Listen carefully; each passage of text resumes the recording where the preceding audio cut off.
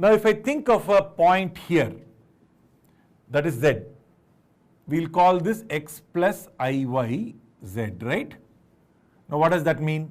That means this is x and then this is y, but instead of calling this y, I can call that y, right?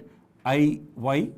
I can actually think of z itself as combination of this arrow, a real arrow, which is just x, and then new imaginary arrow, which is iy.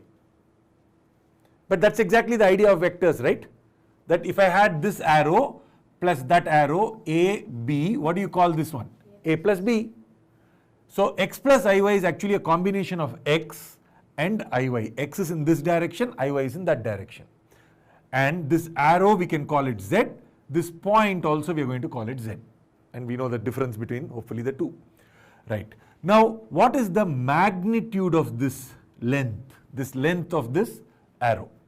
Okay, we call that the modulus of z. Do you remember when we talked about modulus? I told you it is square root of x square plus y square. Okay, so this is called the modulus.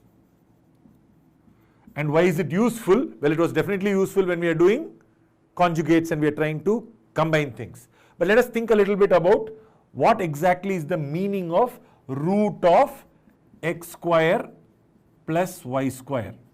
X is this length, y is that length. What is root of x square plus y square? This is a right angle triangle. So what is this? This one is r. The length of this is basically, we usually call it r. So this is r. So modulus of z really means the length of this vector. Is that clear? So what is modulus? Modulus is nothing but the length of that vector.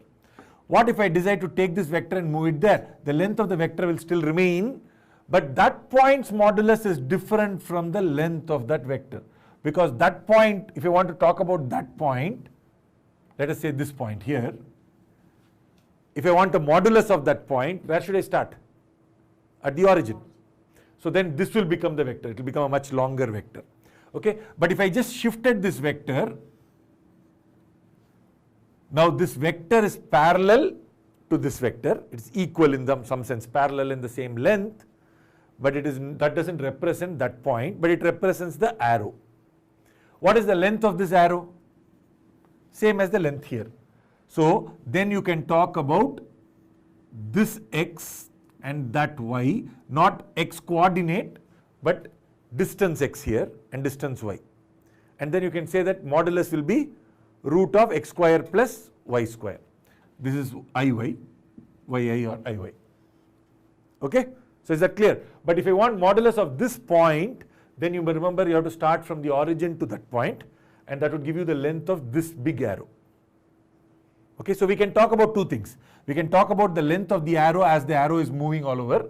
So if I took this arrow and moved it, this length remains the same.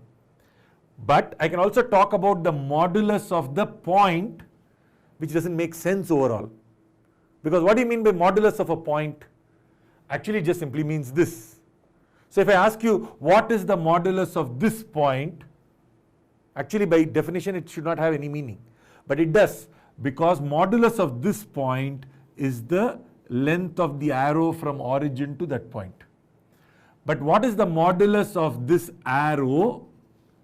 That is the length of this arrow.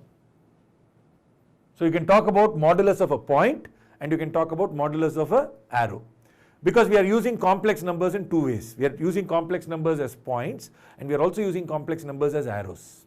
So this also is an arrow, but if I took this arrow and I moved it here, it will become a point.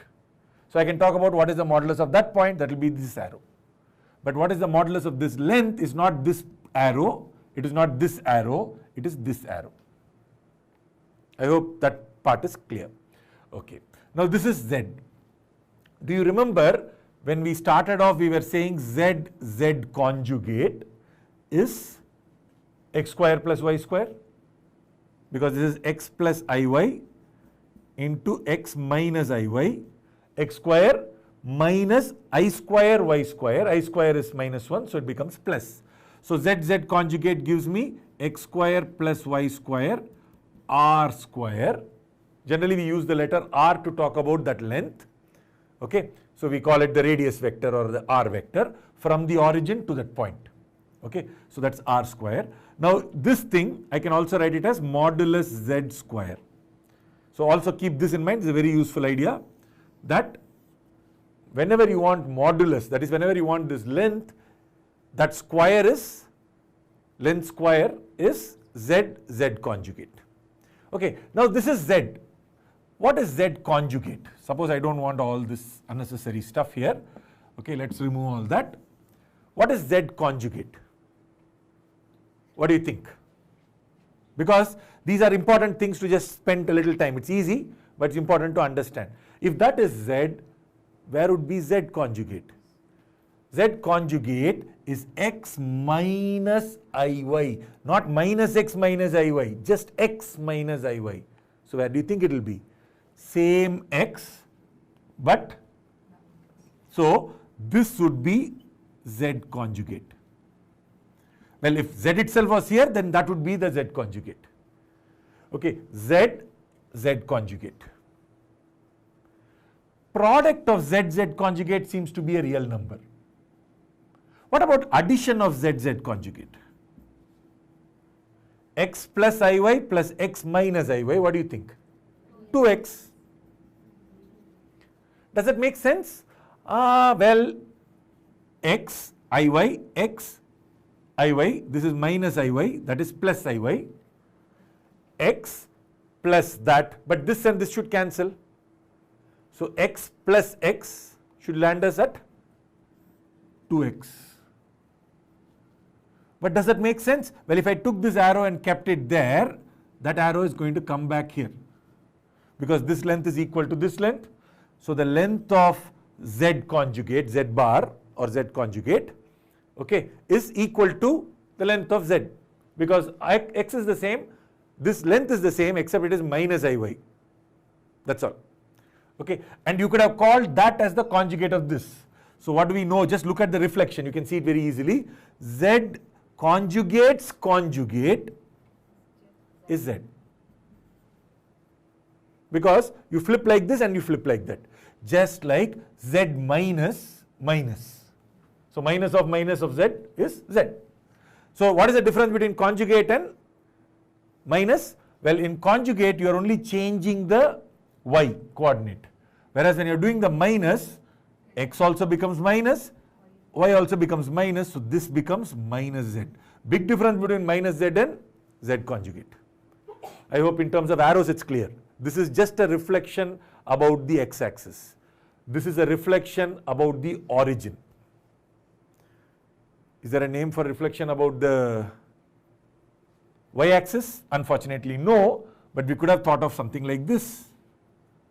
There is no name for it right now, so we don't have to worry. Okay, but what will that be? It will be minus x plus iy. Why is it that nobody thought of a name for that? Such a nice thing to think of. Just think about it. This was z conjugate and z conjugate's reflection will be this. So what should that be? Minus z conjugate. Why come up with a new name when you already have it? So that's why we don't come up with a name for it. Z conjugate minus z conjugate. Okay, you can see that because this is x minus iy. If you put a minus sign, minus x plus iy. So iy, the y part remains the same, x alone reflects. So all 4 points we can name. This is minus z. What is the length? R. This is minus z conjugate, length is r. R. So z plus z bar gives us 2x. I hope this is all reasonably clear. Okay, so now let us look at what we have here.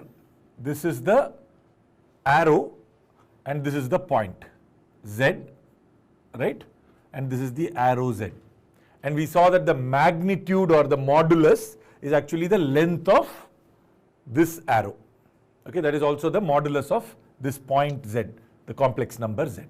Okay, now when we think about addition, you have to keep this in mind because you already know this, but Generally, when we are talking about addition, suppose I have Z1 plus Z2. Now the plus Z2, I'm going to look at Z2 as an arrow. Z2 typically be an arrow here, right?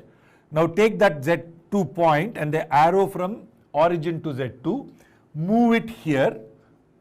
Now this becomes Z2. Now this vector is Z1 plus Z2. When we are adding, remember that the tail of this arrow must be at the head of the previous arrow. We call this kind of addition triangle law of addition. You would have seen this in vectors. Same principle is what I am applying here. Okay. Now suppose I have Z1. Now this Z2 may not be that way, right? Z2 may be here. So if I call this Z2, Z1, Z2, and we want to add this, simplest thing is to take it there. And if I did that, this would be the Z1 plus Z2. Right? But if I didn't want to take it there, think of it as a parallelogram. You have this, you have that, create a parallelogram. This is the diagonal of the parallelogram. So many times you will find if this was Z1 and this is Z2, Z2 is this point. Z2 is this arrow. Z1 is that point. Z1 is this arrow. I don't want to move Z2 from here to there. How do I find this? Okay, then just simply draw the parallelogram, complete the parallelogram. That doesn't look like the parallelogram, so, and then draw that. That is the other edge of the parallelogram, other vertex of the parallelogram, and so this is the arrow Z1 plus Z2. So this kind of addition, Z1, Z2 and then the parallelogram, this is called the parallelogram law of addition. Okay, nothing separate, because actually what we are doing is you don't want to move the Z2, so you are just putting dotted lines there. If you simply moved this there, this would become Z2. Then what is this? This is the triangle law of addition. Okay. Now, if I had one vector here and another vector here, if I call this A and B, this is not A plus B,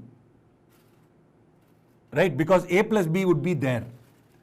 When you are adding, remember this has always got to be kept. The tail of this must basically join the head of the previous one. So you must move this whole thing there. Now suppose I didn't want to move it. I want to look at this vector. What is this vector? This vector is B minus A. You start at A, you end at B. You are going from A to B. This is B minus A. Think about it. A, look at what is actually, whose tail is at the head. B minus A's tail is at the head of A. So A plus B minus A. What is A plus B minus A? A cancels, you will get B. This is B. Okay. So similarly, if I have this vector Z1 and this vector Z2, or sometimes instead of talking about Z1, Z2, I'll say this is the point Z1, this is the point Z2. What is this then? Origin. Then this arrow, what should that be? Z2 minus Z1.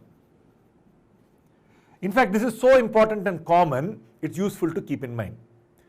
If I took this point, let's say this point was Z3. Let's take that point and let's call that Z4. If I want the arrow from Z3 to Z4, Z3, Z4. What is this arrow? Z4 minus Z3. Why is Z4 minus Z3? Why not Z3 minus Z4? Why is it Z4 minus Z3? This is Z3 plus Z4 minus Z3. Look at what happens. Z3 cancels. You're going from O to this point to that point. So Z3 cancels out, you're left with Z4. What if I go from Z4 to Z3? Z3 minus Z4.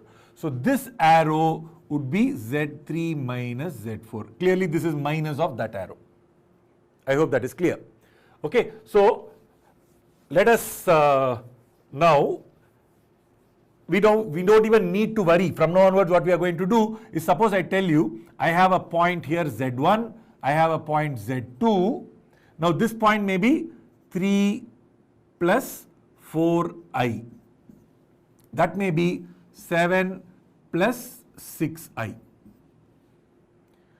This arrow will be, what is it? You are starting here and ending there. So therefore it is end minus start. So Z2 minus Z1. As arrow, it is this minus this. So 7 minus 3 is 4. 6i minus 4i plus 2i. Does this mean that 4 plus 2i is this point? No, because that point is 7 plus 6i. But if I took this arrow and put it at the origin, from the origin wherever it will end, that will be 4 plus 2i. But you can talk about this arrow. I can also talk about the length of this arrow. What would be the length of this arrow? Now you already know that if I took this arrow and placed it at the origin, if I bought this arrow and placed it at the origin, this point would be 4 plus 2i. The length of the arrow will be root of 4 square plus 2 square. But if I move this arrow from here to there, do you think arrow's length is going to change? No, right? So that means the length of this arrow, you can actually talk of as if it is the modulus of this. You don't have to talk about it from the origin. You can just simply say length of this arrow is modulus of Z2 minus Z1. But you know how to find modulus of Z2 minus Z1 because it's modulus of 4 plus 2i. What is modulus of 4 plus 2i? Root of x square plus y square. So 4 square plus 2 square. Right? So you can always find out what is this length. It's an easy thing to do. Now that means if I gave you 2 points, let's say this point on this diagram and that point, and I ask you what is the length between them, it's very easy to find. Just simply take this point minus that point, complex numbers. Okay, so let us call this point as Z, well you've already used 4, so let's call it Z5, Z6. So what is this arrow? Well, if I go this way, it will be Z6 minus Z5. If I go that way, Z5 minus Z6. So let's say Z6 minus Z5. Magnitude of that or modulus of that is basically the length of that arrow. And where is this useful? Because now suddenly you can talk about triangles, you can talk about lengths of triangles. All of that becomes easy because you can talk about Z2 minus Z1. And Z2 minus Z1 is just simply arrow from Z1 to Z2. But it could also be an arrow that moves around. So it may not start at Z1. Okay. So let us say that I have one point. Let us call this point Z1. I have a second point Z2. I have a third point Z3. Okay. Now this is going to form a triangle. I want the length of this, length of this, length of this. Easy. What is this arrow? Z2 minus Z1. What is this arrow? Well, if I am going from here to there, it is Z3 minus Z2. And what about this arrow? Well, if I am going this way, yes, go ahead. Well, if you went this way, then it is Z3 minus Z1. But what if I go this way? Z1 minus Z3. Now remember, Z2 minus Z1 is not the length. It is the arrow. Okay, modulus of that will give me the length. Okay. Now, if I say modulus of Z2 minus Z1 plus modulus of Z3 minus Z2 plus modulus of Z1 minus Z3, that is this length plus this length plus this length. Is that 0? Just look at the way it is. Do you think this length plus this length plus this length can be 0? No, it's length. Positive number plus positive number plus positive number. Not 0. Definitely not going to be 0. Unless all three were the same place. But what about Z2 minus Z1 plus Z3 minus Z2? It is Z1 to Z3. So what is that? Z3 minus Z1. And when you go like this, what do you get? Z1 minus Z3. So what is this plus this plus this? Z1 to Z1, which is 0. This is not 0, but Z2 minus Z1 plus z3 minus z2 plus z1 minus z3. You know from arrows it must be 0. This arrow plus this arrow plus this arrow plus this arrow plus this arrow. What is the answer? From here to there, this arrow. Now, if I go from here till here, this arrow. What if I go from here to there? Starting point, ending point, same place. So, starting to ending, if you come back to the same place, what is your total displacement? 0. So, if I go this way and that way, just like displacement, just like vectors, the total must be 0. But let us see whether mathematically it works out. Suppose I had z2 minus z1 plus z3 minus z2 plus z1 minus z3, see, minus z1 plus z1, z2 minus z2, z3 minus z3, 0. But you can already see it when you are doing this. But when you are doing magnitudes, you must be very careful about how to calculate. Okay. Now, if I put numbers here, you should be able to find out the triangle. Okay. So, let us try and see with that actual problem, how do I calculate magnitudes for different distances. Let me just show you what happens when I have a simple example. Suppose I said that this point was 2 plus 3i and that point there was, let us come up with some number. Okay, so it is a little further away that way. So I am going to call it 5 plus, let us say slightly higher up, so 2i, 4i. Okay, so this is Z2, this is Z1. If you want this arrow, then it is Z2 minus Z1. How much is Z2 minus Z1? 3. Very good. Plus I, 1i. Very good. So now, what about the magnitude of Z2 minus Z1? Now, if I call this A and call that B, length AB, not vector AB, just length AB is magnitude of Z2 minus Z1, and that is going to be root of 3 square plus 1 square, 9 plus 1, 10, root 10. So this fellow's length is going to be root 10. Now if I had a similar thing there, that could be root 10. And if I join it, if it was an equilateral triangle, the whole thing could be root 10, root 10, root 10. But this arrow plus that arrow plus that arrow will give you 0. Some of the arrows is 0, but some of the magnitudes obviously is not 0. So there's a big difference between the magnitude of Z2 minus Z1 and the vector or the complex number Z2 minus Z1. Okay. So when you apply this in a bunch of problems, you will understand this a little better. So let us just apply it in a few situations and see.